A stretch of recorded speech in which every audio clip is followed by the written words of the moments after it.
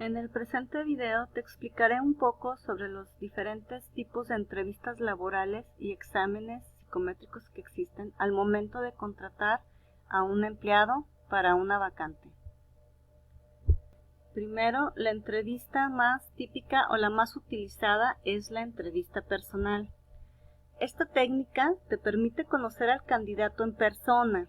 De esta manera podrás conocer más sobre su perfil y sus motivaciones para unirse a la organización. Sin embargo, las entrevistas personales suelen ser lentas, el proceso es más costoso y por lo general se requiere que exista un equipo interno que se dedique a llevar a cabo este proceso. A pesar de ser la entrevista más utilizada, es necesario que exista una persona especialista en entrevistar a los candidatos. No es recomendable que sea cualquier persona. ¿Por qué es esto? Porque la persona idónea para entrevistar o el entrevistador debe de evaluar al candidato desde el momento en que éste llega a ocupar el lugar, cómo se sienta, cómo se viste, todo el lenguaje corporal, porque muchas veces es más importante esto que las palabras del propio entrevistado, y no cualquier persona puede percatarse de esto. Es recomendable que aparte de que sea una persona con experiencia en recursos humanos, tenga alguna carrera de psicología. Otra entrevista es la entrevista directa. En esta entrevista, la persona encargada de entrevistar al candidato hace todas las preguntas. ¿Qué quiere decir? Que el candidato no puede preguntar nada, solo se limita a responder lo que le están preguntando. Las preguntas son unidireccionales, de la persona entrevistadora hacia el candidato. La siguiente es la entrevista mixta. La persona entrevistadora es la encargada de formular todas las preguntas en un primer plano. Posteriormente, la persona candidata puede realizar aquellas preguntas que considere adecuadas. Otra de las categorías es la entrevista libre. Este es un tipo de entrevista muy casual, en la que por lo general el entrevistador le pide al candidato que le hable sobre él libremente, sobre su vida personal, sobre su experiencia académica y experiencia laboral. Y algunas veces no son preguntas muy recomendables si el entrevistador las hace. Es una entrevista, digamos, más ligera que no tiene una preparación previa y se puede prestar mucho para la ambigüedad, además de ser peligrosa para el candidato porque la persona puede hablar de más o puede decir cosas que no son muy buenas para lo que el entrevistador busca, porque no hay un control ni un límite del seguimiento de la información. Entonces no es muy recomendable. La entrevista grupal o dinámicas de grupo se realizan para comprobar actitudes, habilidades entre las personas o destrezas. Lo más importante de las dinámicas de grupo en un proceso de selección es observar a las personas candidatas para analizar posibles cambios en las relaciones mutuas. En la dinámica, el que las respuestas sean correctas o no es lo menos importante. El principal acometido es identificar roles y posturas frente al caso.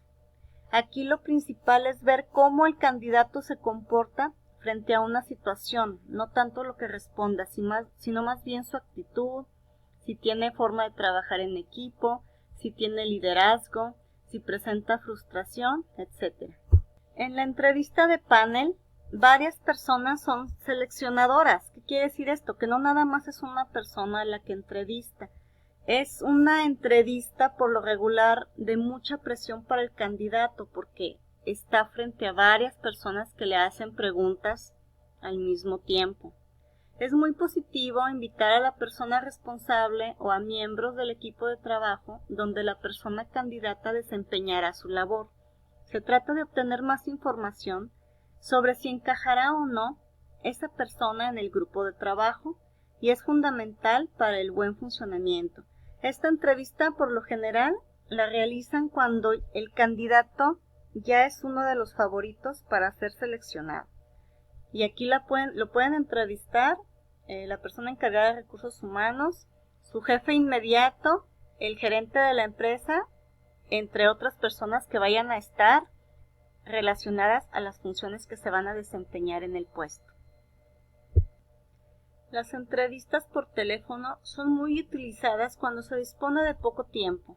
En este caso, las preguntas serán muy directas y concisas para resolver posibles cuestiones que han podido surgir en la lectura del currículum, o bien para complementar alguna entrevista presencial. Al momento de preparar la entrevista, el entrevistador debe crear un ambiente de confianza para el candidato, tener una imagen más humana, agradable o amistosa. Se debe iniciar con preguntas sencillas y evitar estar interrumpiendo. Se debe de ser cortés, tal vez ofrecer alguna taza de café o alguna botella de agua, alejar documentos ajenos a la entrevista, porque es importante que la actitud no la refleje para su aprobación o rechazo. La entrevista lleva un proceso general, también mediante el intercambio de información, determinación y de evaluación.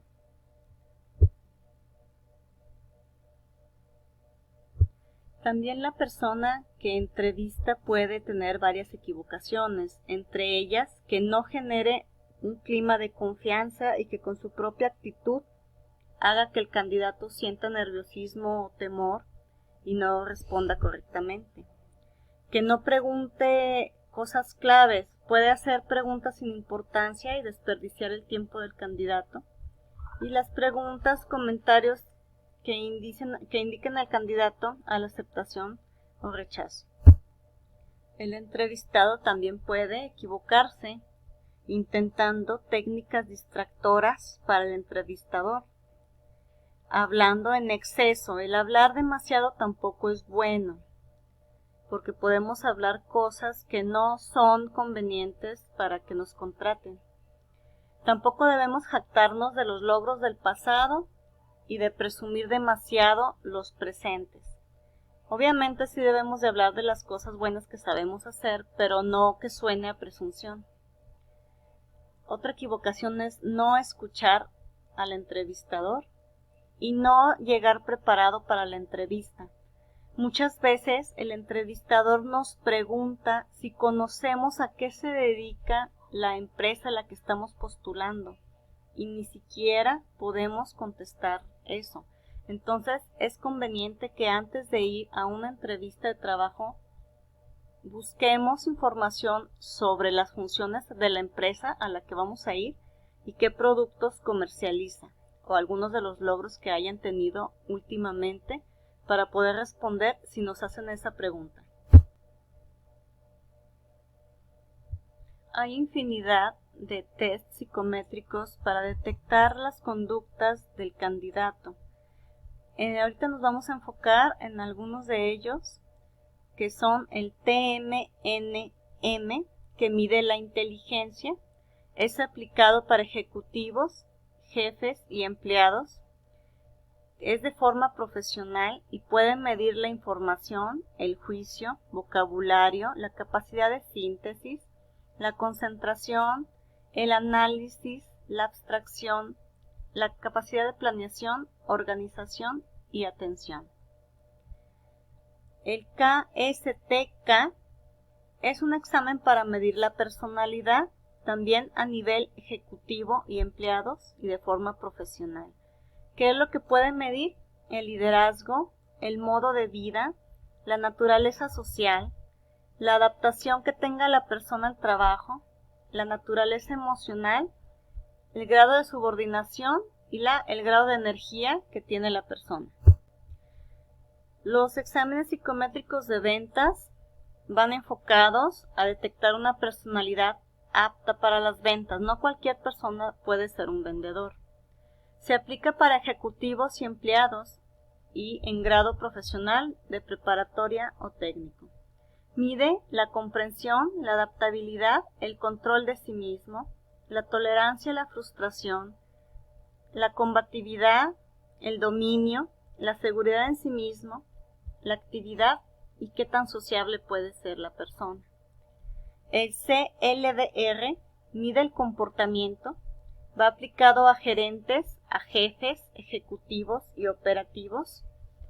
Es a nivel profesional, técnico o de preparatoria y mide el empuje, la influencia, la estabilidad de la persona y el grado de cumplimiento de las actividades.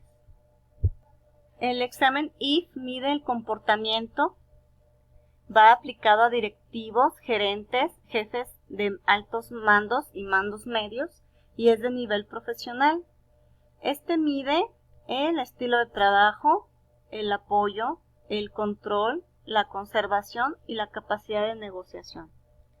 El examen BRST mide la inteligencia, es a nivel operativo, con primaria y secundaria, y mide los conocimientos generales, comprensión de vocabulario, razonamiento verbal, razonamiento lógico matemático, conocimientos generales, comprensión de vocabulario y razonamiento numérico.